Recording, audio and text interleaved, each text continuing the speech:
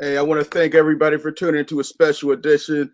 Steelers pre-snap. I'm Luther Dupree. I got my partners, the Hall of Famers, Claudio Wazano, Smokin, Jim Frazier. Man, Steelers lost 3 in a row. A lot of people are jumping off the bandwagon. Guys, let's review this game. I'm going to throw it to you first, Claudio. What are your thoughts? What happened? Claudio, what do you think? Well, the first thing I think that jumps out is how Cincinnati was focused and fired up, and Pittsburgh was not. Maybe at the beginning of the game, but then once Cincinnati threw some punches, the Steelers just covered up as opposed to throwing punches back.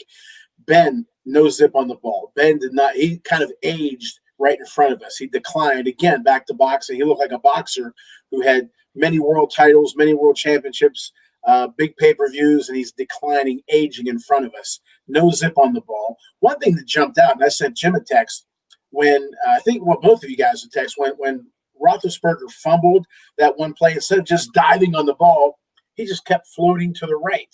It's like instinctively he should have jumped on it. There was no rhythm on the team. Again, no, it was lack of focus. They just didn't seem like they were playing with a sense of urgency, which they really needed to play with a sense of urgency.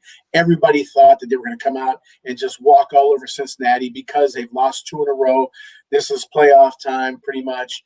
We have to start building a rhythm, have to finding out who we are. So everybody thought that they're just going to walk all over Cincy. Cincy was playing with a third-string quarterback who I think threw for 86 yards or something like that. Mixon was hurt. Cincinnati wasn't even as good as they could have been, and they still dominated the game. And the score wasn't even indicative of how bad they beat Pittsburgh.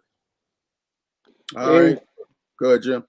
No, I'm sorry. Hey, I agree with you, Claudio. Hey, way back this is before Luther was born, way back in 1969, the greatest coach in Steeler history, Chuck Noll, when they asked him about the Steeler cheerleaders who had cheerleaders at the time, he said, "Can they help us win?"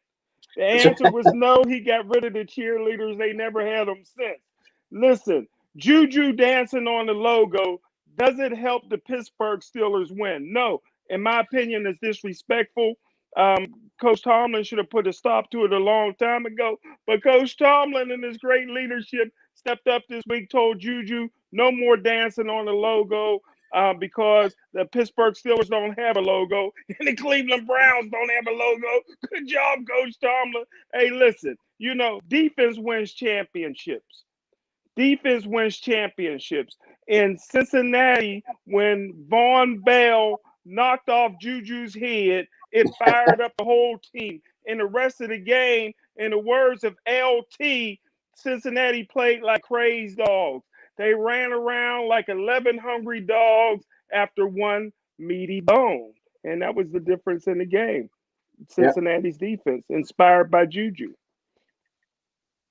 Yeah, man, they were definitely hitting on all cylinders for Cincinnati. That Von Bell hit on Juju. Juju's really made himself out to be like a target, so that was really disappointing. But I like how Tomlin got on him. I don't think Juju's going to be dancing it with National. Juju went from being the favorite of the NFL to now everybody's talking about his TikTok dances, disrespecting other teams. It's going to be interesting today. They get some guys back, and you're looking at all these teams. You have the Browns. They don't have any receivers because of Ryan Switzer and the COVID situation. The Colts, they don't have any tackles. Both of their tackles are out. The Steelers don't have many linebackers. We have injuries there, and the Jets are the Jets. So those are 2 important games that we got to look out for. I'm looking forward to seeing what the Steelers offense do. Indianapolis has a pretty good defense.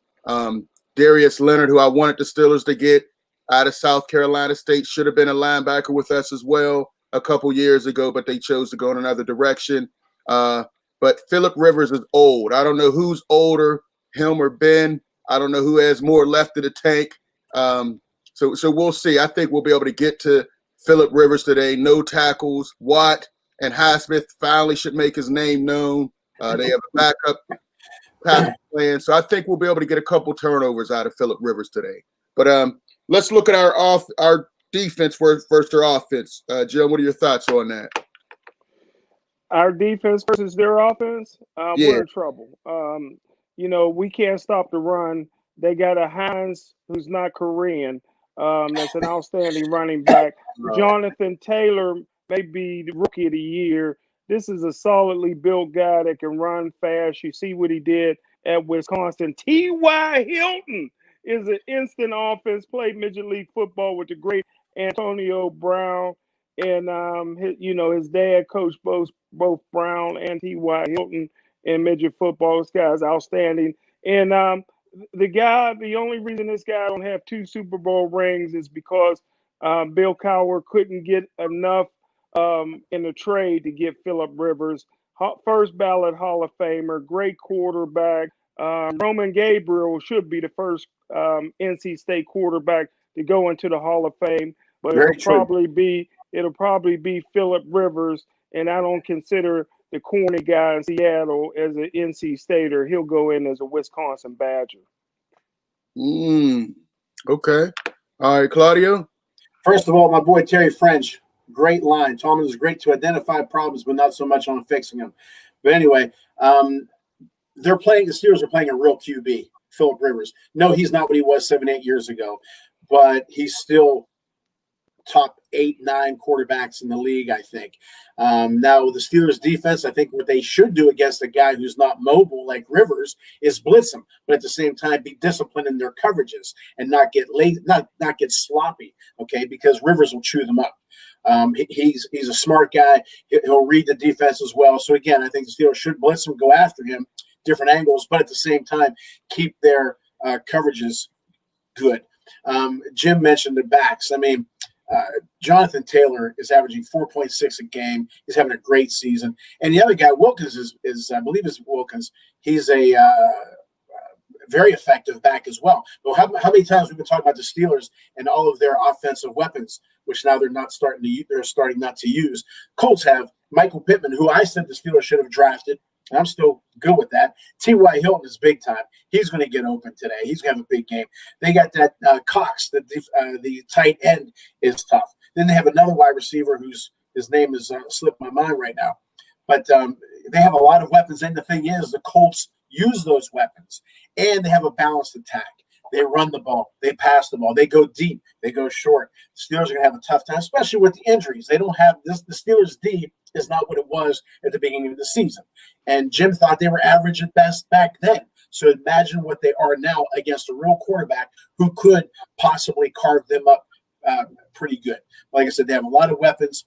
Trev Burton is the other receiver who's tough. So, again, Colts have many targets to throw to, including a tight end, and Taylor catches the ball in the backfield. So who are the Steelers going to cover? What are they going to do?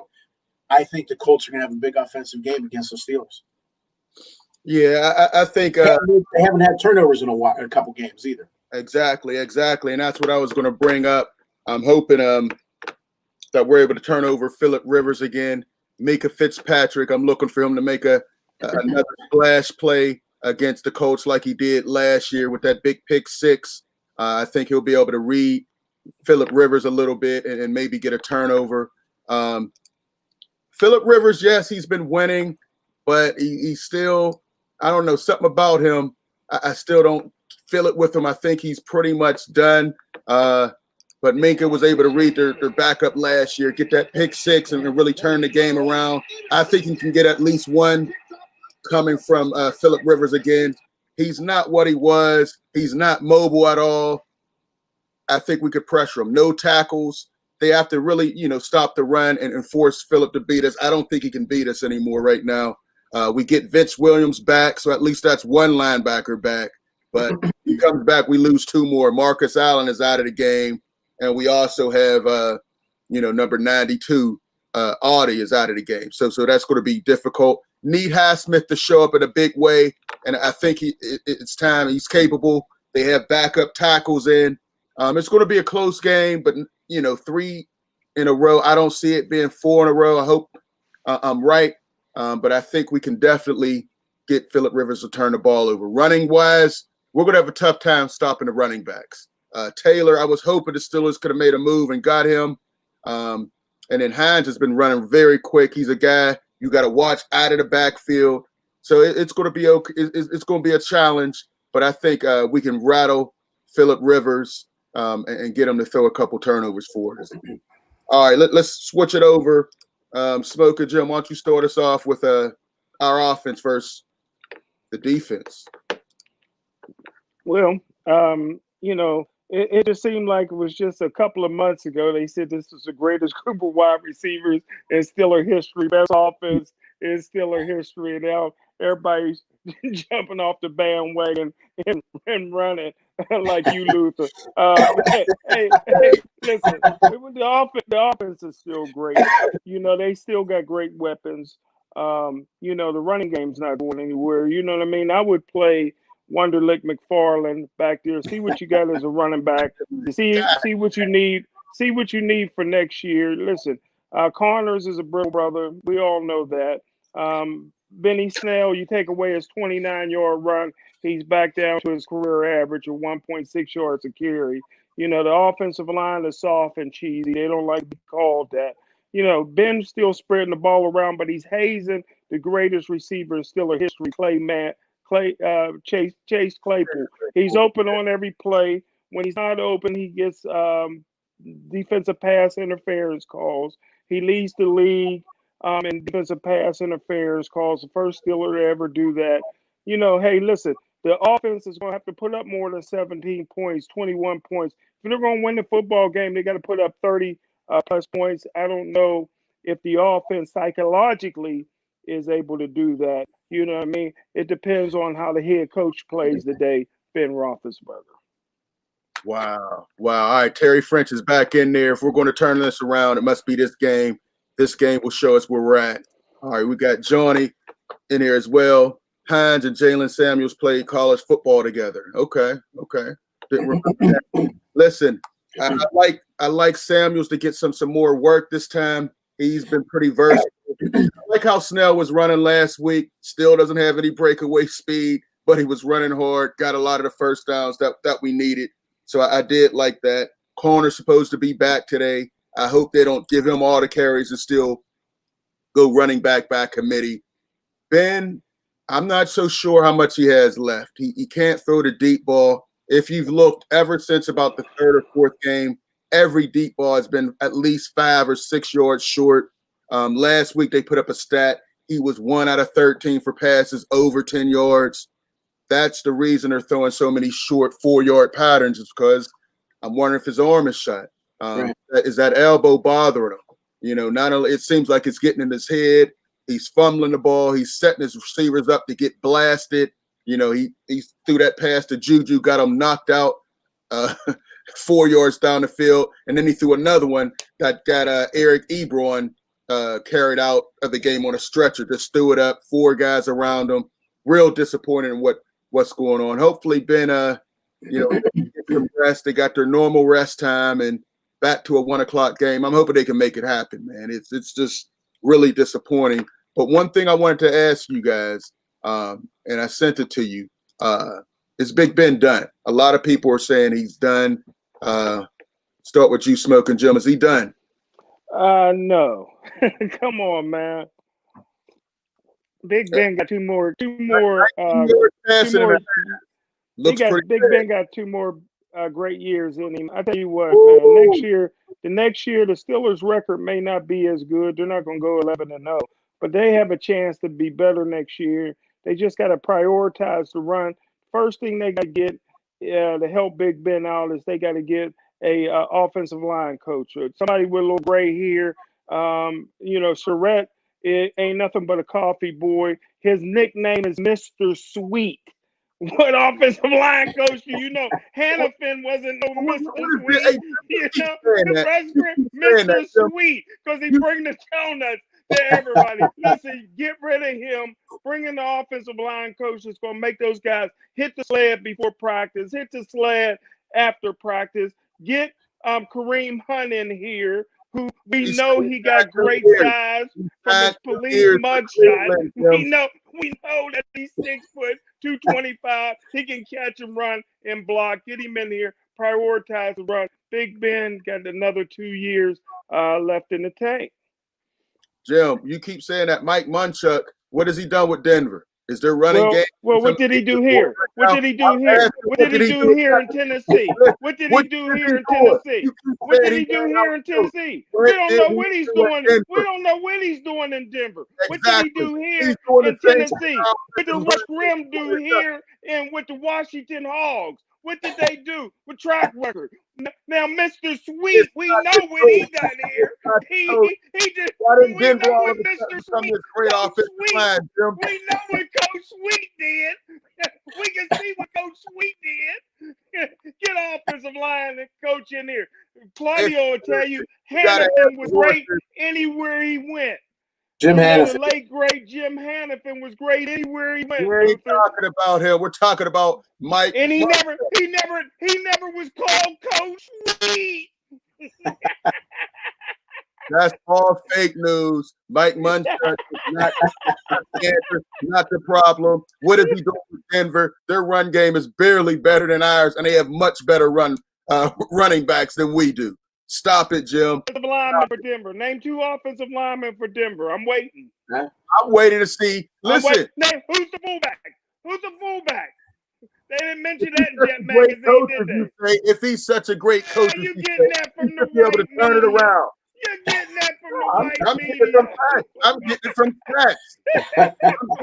stats. Or is it the players? He had a younger version of Mike Pouncey, a younger version of David DeCastro, and an average version of. Is that what y'all do on your game day Zoom? Talk about this? What is Munchak doing in Denver?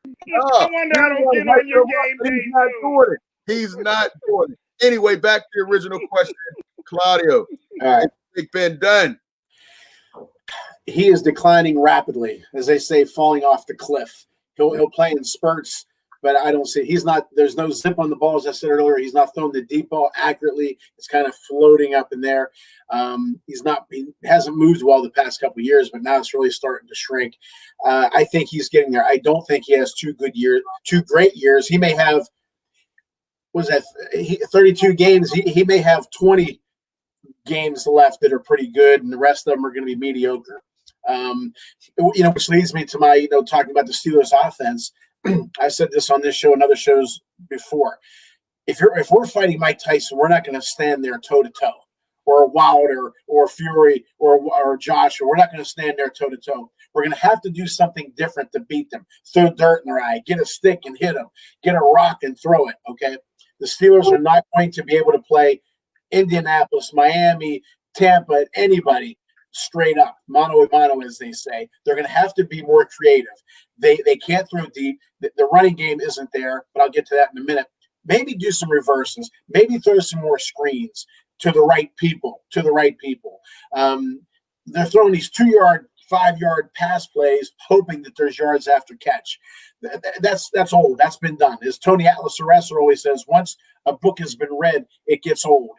Okay, these short pass patterns, it's old. They're done. Everybody's playing them. Everybody knows. They're going to have to be more creative. Draw plays, which you don't see. Play action, which you don't see.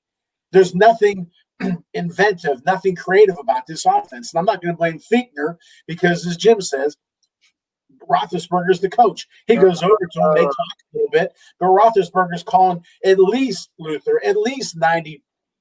I'll lowball it and say 90% of the plays. Now, so another thing, though, I want to say, and Jim will remember this name. I don't know who else will. Wendell Tyler, number 26, who played for the LA Rams. Running Wendell back. was flat out, yes, sir. He was flat out fast, right? Chuck Knox drafted him in 77, I believe. UCLA. UCLA. Now, McFarland, a couple weeks ago when he was running the ball, that kind of said, man, he is obviously fast, but his legs were moving a little bit different. His feet were a little bit quicker. He had a little more jump to him. I'm telling you, I've been saying it all year long. Let's find out, like Terry French said earlier, let's find out who we are today. Let's find out who McFarland is today. The hell with it. Use him. Use that back. You know what you got in Connor. And Snell, he's a serviceable back. He's all right. The one thing about Snell, as soon as he gets the ball, man, he doubles up. And you're going to lose speed that way. You're not going to hit the holes that way. That's what the big fullbacks used to do, 2 hands. I think he's so worried about fumbling that he's not hitting that hole good enough. But forget about him. I would definitely use McFarland and also use him with out of the backfield. Get him open. So you're not going to be able to play straight up with these guys. Be creative and do something different, and use some targets that perhaps you haven't used much this year. And McFarland is a big key. Now, lastly, again, is Big Ben done? I'm not going to say he's done, okay, but he's certainly. It's not the end of the world where he's at now, but he can sure as hell see the end where he's at. He's not, but he needs a lot of help. And like Smokin Jim said, he needs a better offensive line coach. He's got the weapons. But I don't know. Now, real quick, Indy, they have a hard time with the deep pass. Terrific. But can Ben hit it? No. That's the problem. All right. Let's see. All right. Frank Jackson's back here. What's up, Frank? Big Ben, I guess he's saying needs to retire. He is done. All right. He's got 41 million reasons to come back. All right. And Johnny. And Johnny's right. His arm does look tired. He looks like a pitcher who just doesn't have that fastball anymore. Yeah, Ben's arm is tired. He just had surgery and he's throwing way too much right now for us to be successful. These defenses figure this out and we need a He's sport. right on target. Let's play McFarland. We've been saying that from the beginning. Got to get some more screens, something. He can't throw it deep, a screen, a draw, something, a reverse, anything to get creative. It's very vanilla. Right. Definitely agree with all that. Appreciate that from Johnny as well. Hey, real quick, let's get into our Claudio's Huddle, one of the big segments that we have here. All right, turn it over to you, Claudio. What are your thoughts? Steelers are 5-9 their last 3 years in December. Okay. And then you hear a lot about, in all sports, the team didn't come out ready to play, lack of focus. And they always blame the head coach, always blame the coaching staff. I do not blame the head coach for the lack of focus. I'm not going to blame the head coach or any of the coaches for the lack of intensity, because I guarantee you that the coaching staff does not sleep the night before the game. It's got to be on the players. I've never seen a coach go into a game, no matter who they were playing, whether it was the Rams a couple weeks ago when they lost to the Jets or last week Cincy and Pittsburgh. I guarantee you the Steelers coaches were all worked up, worried about that game and thinking, if we lose. So I'm not going to blame the coaches on that. But what I will blame the coaches for is the lack of creativity, the lack of telling Ben, hey, we have to do it this way. You're not the Ben of 10, 7, 8, 5 years ago. We have to do this, okay? And Tomlin has to turn it up. He's got to do something. I've said this numerous times. You might think I'm ripping on him, and I'm not. I don't know what he does. I don't know where his. You don't know what anybody does, though. Right? You watch I'm just saying. You see the coaches. They have a play call. They're calling plays. You know, they're either defense or offense. They're calling plays. I don't know what he does, so I'm not ripping on him. I'd like to know what part of the game he has his thumbprint on. Okay, that's all I'm saying.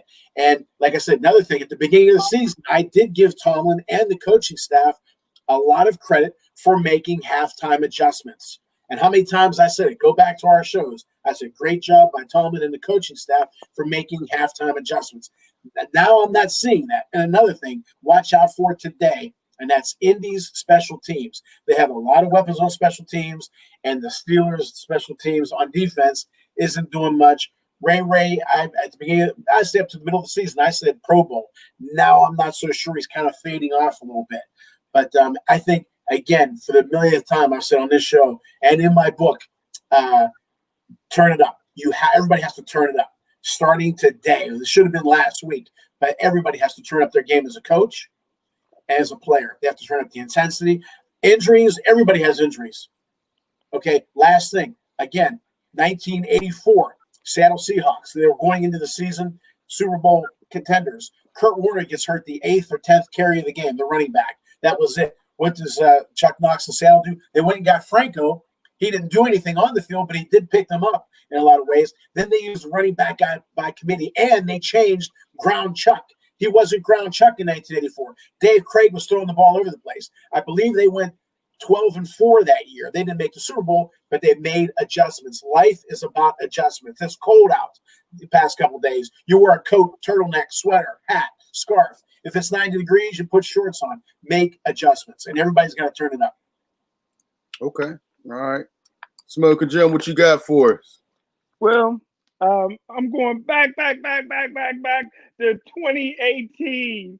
And I tell you what, man, in 2017, I got sick and missed the Steeler draft. It was the first time I missed the Steeler draft without being fired since 2000. But I said before the draft, anybody would listen. I told Luther, Claudio, every radio station, podcast. There was no Zoom back there. The Steelers was looking for a middle linebacker to replace Ryan Shazier. I said I have a linebacker that's better than Ryan Shazier. Leonard from South Carolina State, All American, Black College All American, outstanding size, tackling ability. I go with the Steelers. I get my usual steak. I'm eating my steak, and they like Vanderish. They love Vanderish. They was figuring Vanderish would be there, and I end up calling my good friend Butterbean, who's a Vanderish. And Butterbean was sitting on the toilet eating a pizza at the time, and I asked him was they related, and he said he don't think so. But all the athletes, all the people in his boys in his family were good athletes. Darius Leonard is sitting there in the first round for the Pittsburgh Steelers to take, and with this Coach Tomlin and Kevin do, they take a guy projected to go in the third or fourth round, Terrell Edmonds. Because Coach Tomlin went to the prom with his mom, I think. Hey, listen. And now, 3 years later, after Darius Leonard makes 3 Pro Bowls, leads the league in tackles, NFL Rookie of the Year, outstanding player, future Hall of Famer if he stays healthy. Right now, the Pittsburgh Steelers still need a middle linebacker, and they still need a strong safety. Listen. All right, let's jump to some of these callers. All right, we got Luke Calloway. Good morning, fellas. All right, Luke, you doing all right, man? He was down under the weather. Ravens looking pretty good. They might end up with 11-5 record with their easy schedule. Jackson. He didn't say the Steelers had an easy schedule. Just the Ravens had an easy schedule. No, I'm saying, look at who they played their last 2 games. Look at they have an easy end of the schedule. All right. Frank Jackson, Claudio, and Jim. No. Hey, sometimes I agree. Yes, sir. All right. We'll see what happens, man. But it looks like they'll have 3 guys.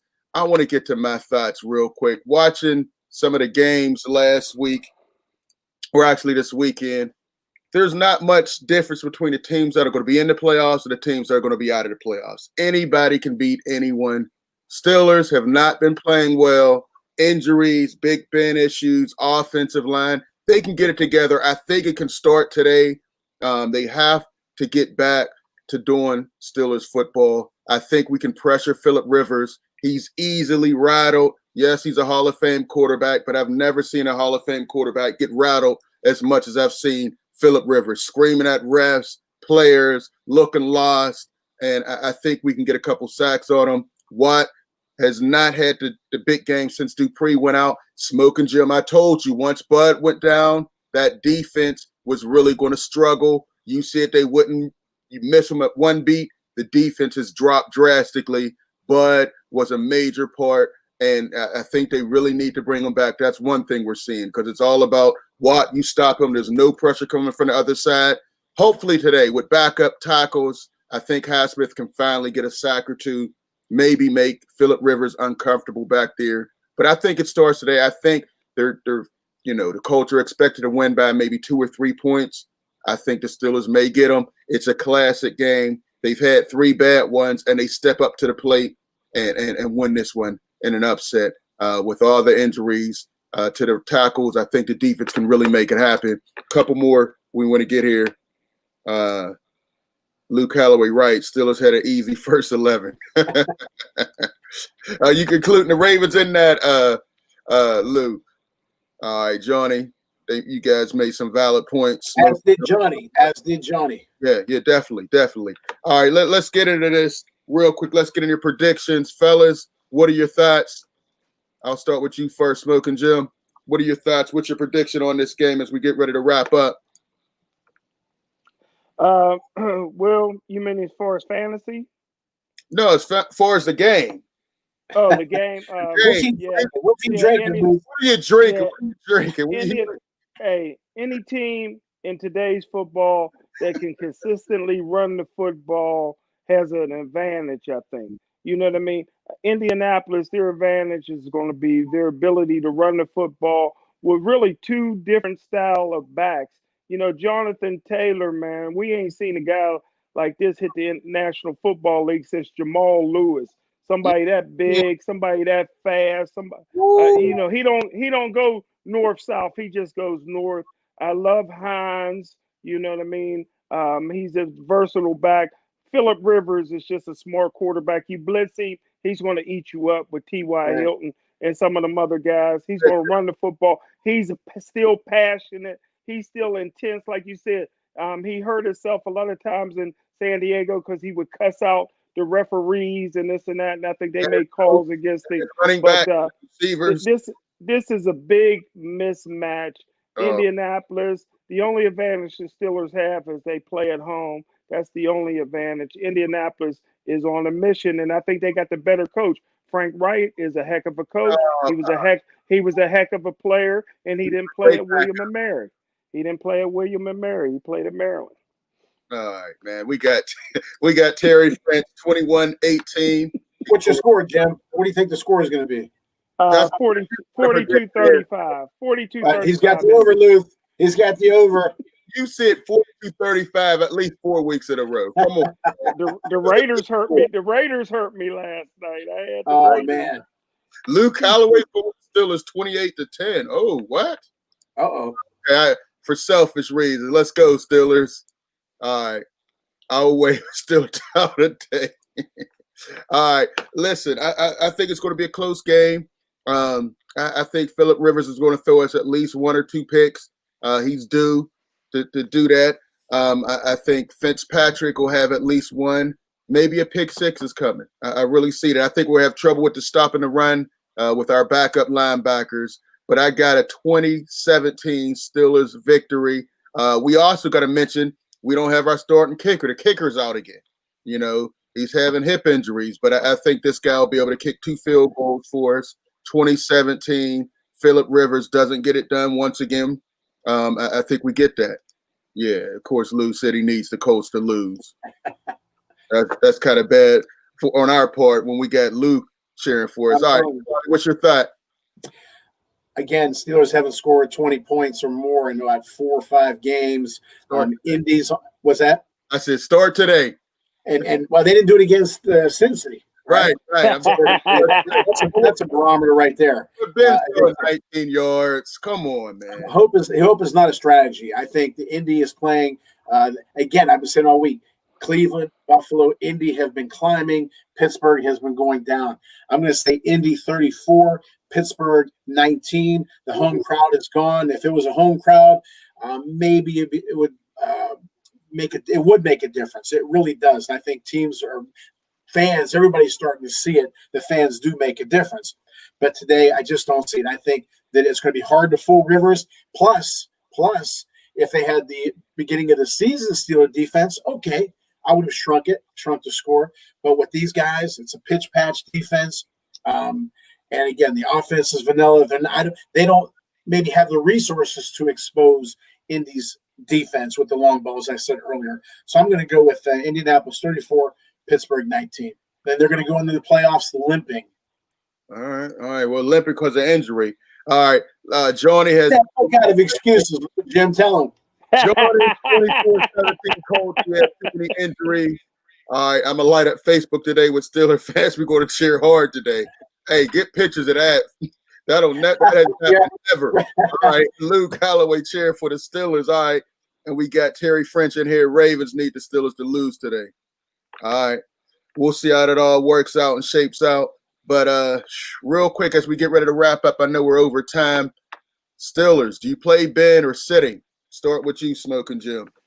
Wild card Steelers, I would play Ben. All right. Lose back in there. No, we need the Colts to lose. We'll be tied and win the tiebreaker. Okay. All right. That's why Lou wants the Colts to lose. All right.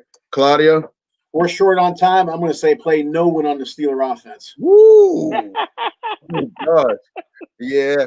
I'm not playing Ben after 19 yards and a half. I may play. I think we can get Chase. We got to get Chase scoring. You throw him a 2-yard screen, right. He turns it into 50 yards. Ben, I don't know why he's fallen in love with Deontay Johnson so much, where he's getting 20 pass attempts and Claypool's getting 4. I don't understand it. The offense was flowing when we were getting the ball, spreading it out. Chase would get 5 looks. Deontay would get 5. Ebron would get some. Washington would get a few. Juju would get some. But I don't understand his love, and he must think he's Antonio Brown, but we got to get back to getting Chase Claypool in here. All right, so we got Lou Calloway. We need the coach to lose, and I love you guys, man. Y'all are the best. Hey, Lou, we always appreciate it, man. We might run in the Ravens in the postseason, and we got to have you on here for that game, man. Hey, listen, I want to thank all the callers. Any last thoughts, Claudio, Smokin, Jim? As a member of the white media, I got to tell you, as I said, this is the wrong time. We kept saying they got to peak, they got to peak. Well, they hit that peak, and now it's going down. So I'm afraid to tell the Steelers fans, just does not look good. Anything can happen, like Jim said earlier. Anything can happen. Exactly. It doesn't look good. All right, Smoker Jim. Hey, congratulations to the Cleveland Browns and Shake and Bake Mayfield for winning the AFC North. Man, you sound like Eric Ebron congratulating the other quarterback, man. Man. Ever since he did that, it's been going downhill. Oh, man. Jill, listen, man. It's been a great first 11 games. The last 3 have been horrible. Hopefully we can get back on a roll. I think it starts today. Look for an upset. Look for Ben to get back on track. Usually after he has those horrible games, he comes back and is sharp. I'm hoping I'm right again. I'm hoping he does his thing. Chase Claypool, another 2 touchdowns. They don't have anybody who could stop him. Let's go. That's it for Smoker Jim, Claudio. I want to thank all the guys for checking in. Lou, always. Terry French. Thank you, Terry. French, Johnny, Frank, all you guys. Check you out next time. Peace.